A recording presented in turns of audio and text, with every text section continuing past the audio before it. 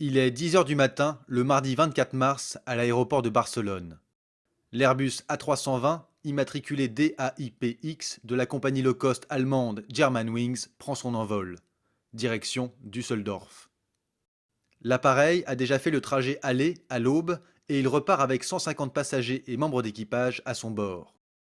Moins d'une heure plus tard, il disparaît, fracassé sur un flanc de montagne dans le sud des Alpes françaises.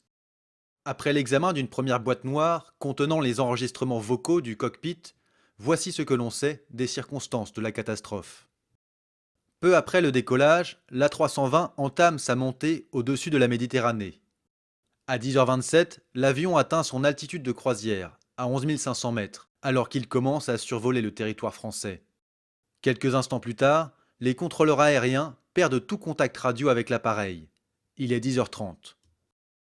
À l'intérieur de la 320, le commandant de bord a quitté le cockpit, vraisemblablement pour se rendre aux toilettes. Lorsqu'il revient, la porte reste close. Il frappe et appelle le copilote. Pas de réponse. À 10h31, le copilote manipule les boutons du pilote automatique, une action volontaire selon le procureur général de Marseille en charge du dossier. Cette manœuvre amorce une forte descente de l'appareil d'environ 1000 mètres par minute.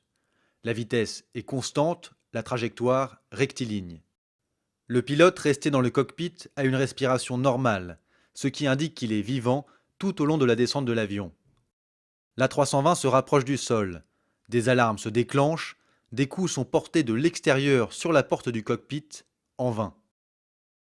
À 10h40, l'avion disparaît des radars.